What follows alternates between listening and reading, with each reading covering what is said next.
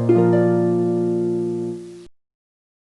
kali ini kita akan membahas mengenai persamaan trigonometri. Utamanya di persamaan trigonometri dasar, yaitu sin X sama dengan sin alfa, cos X sama dengan cos alfa, dan juga tangan X sama dengan tangan alfa. Untuk sekan, kosekan maupun kotangan nanti bisa dioperasikan ke dalam bentuk sin, cos maupun tangan. Ya, langsung saja masuk ke dalam sin X sama dengan sin alfa. Nah, karena nilai sin itu positif di kuadran pertama dan kuadran kedua, berarti berdasarkan relasi antar sudut sin X sama dengan sin alfa di ruas kanan di sini bisa kita ubah menjadi sin 180 min alfa. Berarti nilai X itu adalah X sama dengan alfa dan juga X sama dengan 180 min alfa. Kemudian kalau di sini sudut sebesar alfa kita putar 360 derajat, akan kembali ke dalam sudut alfa. Mau diputar searah jarum jam ataupun berlawanan jarum jam, ini sama ya. Balik lagi ke alfa. Begitu pula kalau kita putar yang 180 derajat min alfa, berarti nanti akan kembali lagi ke 180 min alfa juga. Sama ya, kita putar sebesar 360 derajat.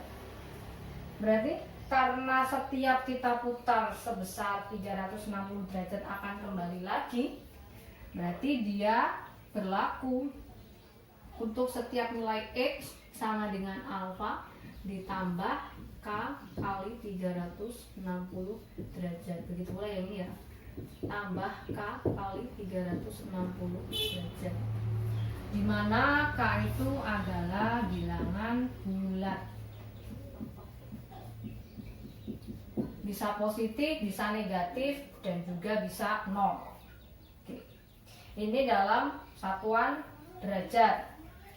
Bisa juga dibentuk dalam satuan radian. Dalam radian itu nilai 180 derajat itu sama dengan pi. Berarti alfa ditambah K kali 2pi. Dan yang satunya kita punya pi min alfa ditambah K kali 2pi.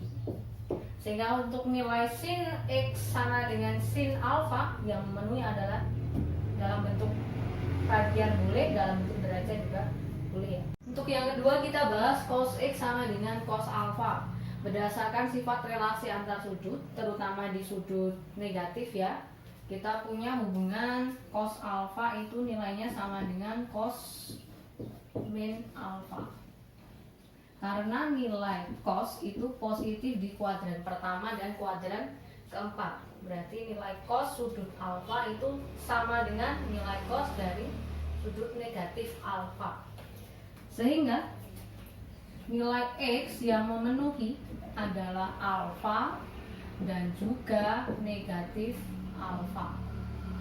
Sama prinsipnya kalau kita putar sebesar 360 derajat baik berlawanan maupun searah jarum jam, nanti balik lagi ke alfa. Begitu pula yang negatif alfa.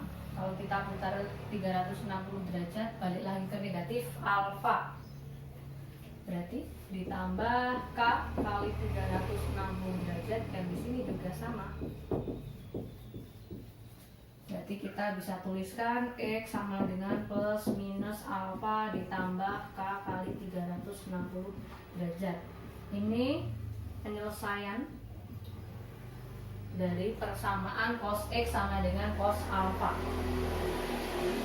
Sehingga kalau dalam bentuk radian bisa kalian tuliskan X sama dengan plus minus alfa ditambah K kali 2pi. Ini dalam bentuk radian. Sama ya, K-nya merupakan elemen bilangan bulat. Yang ketiga kita punya tangan X sama dengan tangan alfa. Prinsipnya sama, gunakan relasi antar kuadran.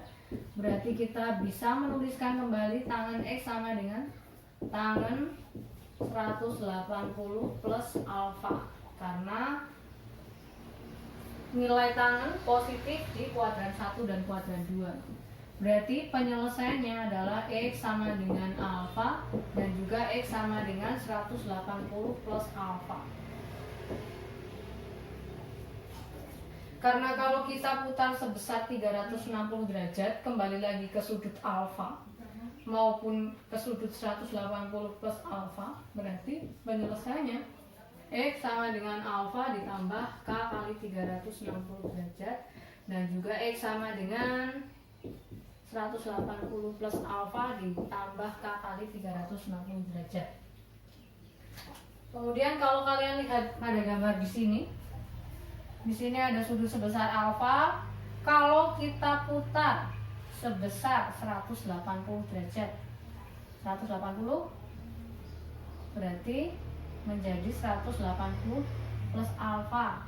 Kalau 180 plus alfa kita putar juga 180 derajat, maka balik lagi ke sudut alfa. Nah, berarti kan sama ya nilainya ternyata.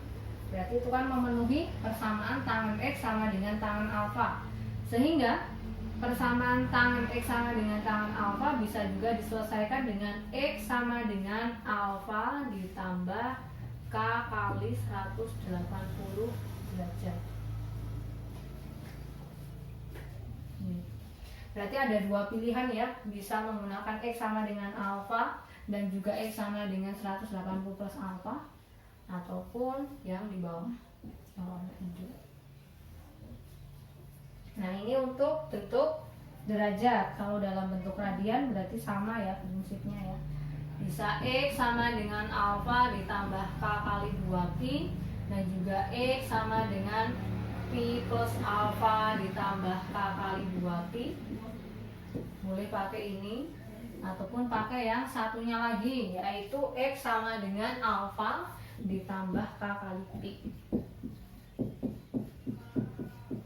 Bisa kamu gunakan dua ini. Boleh pilih salah satu. Ingat-ingat kembali dengan K adalah elemen bilangan bulat. Lanjut ke contoh nomor 1, sin X sama dengan sin 40 untuk interval dari 0 sampai dengan 360 derajat.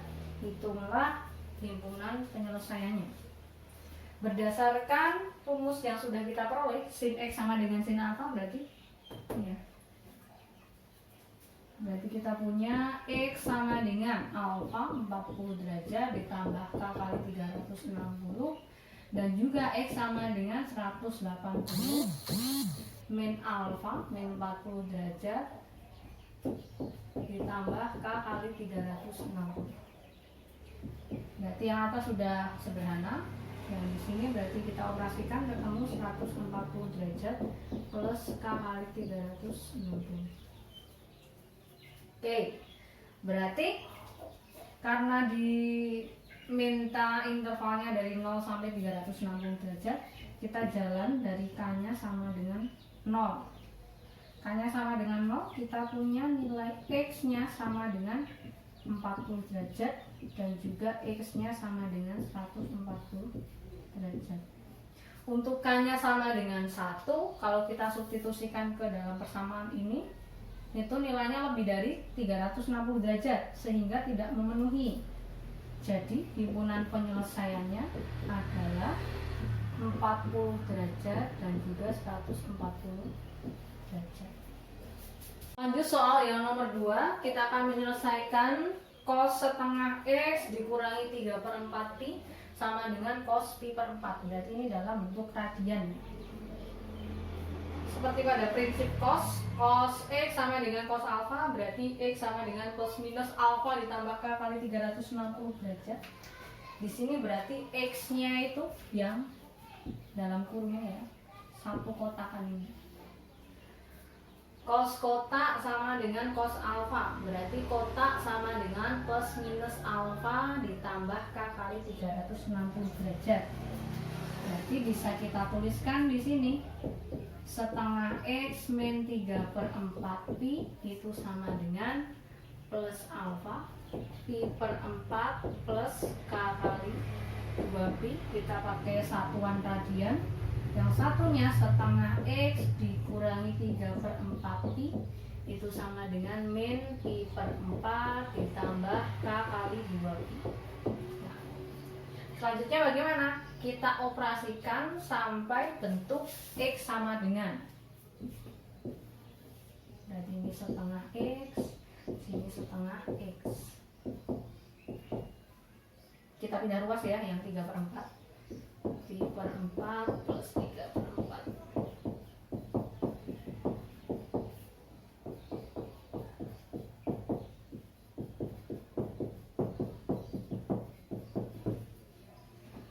Nanti kita punya, berarti kita punya 1 tambah 3, 4 per 4 itu sama dengan Pi ditambah K kali 2Pi, sedangkan yang satunya min 1 ditambah 3 berarti 2 per 4 setengah Pi ditambah K kali 2Pi.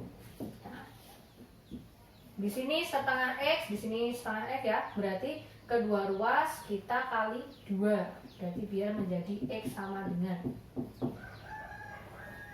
2Pi ditambah K kali 4Pi. Yang satunya berarti kita punya Pi ditambah K kali 4 Pi ya. Nah, karena tadi intervalnya dari 0 sampai dengan Pi, berarti kita mulai K-nya sama dengan 0. Untuk K-nya sama dengan 0, sehingga nilai X yang pertama kita punya 2Pi, dan X yang kedua kita punya nilainya sama dengan Pi.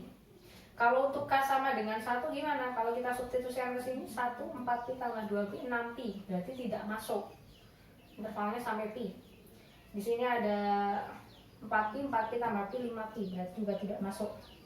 Di sini ketemu 2X, 2Pi, dan Pi. Karena intervalnya sampai Pi, yang 2Pi ini tidak men-Pi, sedangkan yang Pi masuk. Jadi himpunan penyelesaian dari persamaan tersebut adalah Pi. Untuk yang ketiga kita punya tangan 2X sama dengan tangan 1/6Pi. Untuk interval dari negatif Pi sampai dengan Pi. Untuk tangan ada dua pilihan penyelesaian ya, bisa pakai yang pertama atau yang kedua. Di sini saya gunakan yang kedua yang lebih mudah. Kalau kita punya tangan kotak sama dengan tangan alfa, berarti penyelesaiannya adalah kotak sama dengan alfa ditambah K kali Pi. Berarti di sini kita punya kotak sama dengan alfa ditambah K kali Pi. Nah, prinsipnya sama, berarti kita ubah sampai ke dalam bentuk X sama dengan. Sehingga kedua ruas di sini kita bagi dengan 2. X sama dengan 1/12Pi ditambah K kali Pi per 2. Nah, jadi kita gunakan persamaan yang di sini untuk mencari nilai yang memenuhi. Oke, karena di situ mintanya dari negatif Pi sampai dengan Pi. Misalkan kita pilih K-nya sama dengan negatif 3. Berarti kan kita punya negatif 3 dikali Pi per 2, ini kan negatif 3 per 2Pi. Ini lebih kecil daripada negatif Pi. Berarti kan nggak masuk dalam interval. Negatif 3 mesti nggak masuk dalam interval. Nah, sehingga kita ambil untuk K-nya sama dengan negatif 2. Negatif 2 dikali Pi per 2. Ini untuk K-nya sama dengan negatif 2. Berarti untuk K sama dengan negatif 2, kita punya 1/12Pi min Pi, sehingga kita punya min 11/12Pi. Selanjutnya untuk K sama dengan min 1. Berarti kita punya nilai X sama dengan 1/12Pi ditambah min 1 kali Pi per 2, berarti min setengah Pi. Kita bisa samakan penyebutnya menjadi 12, di sini Pi min 6Pi. pi. Berarti kita punya min 5/12 pi. Min 5/12 pi ini masuk interval. Kemudian dilanjutkan untuk K sama dengan 0. Untuk K sama dengan 0 berarti mudah ya. Berarti nilai X adalah 1/12 pi. Kemudian lanjut ke K sama dengan 1. K sama dengan 1 berarti X sama dengan 1/12 pi ditambah pi per 2. Sama, kita coba operasikan, samakan penyebut, sini 1 pi ditambah 6 pi, berarti kita punya 7/12 pi. Ini juga masuk interval. Ini masuk interval. Untuk K sama dengan 2 gimana? K sama dengan 2 apakah masih masuk pada interval? Kita coba di sini. X sama dengan 1/12 pi ditambah pi. Berarti kita substitusikan di sini 12 pi ditambah 12 pi. Berarti kita punya 13/12 pi. Karena ini udah 1, sekian, berarti yang di sini tidak memenuhi. Sehingga himpunan penyelesaiannya ada siapa aja di situ? Himpunan penyelesaiannya berarti mulai dari sini ya, min 11/12 pi. Kemudian ada min 5/12 pi. Lalu ada 1/12 pi. Dan juga yang terakhir ada 7/12 pi.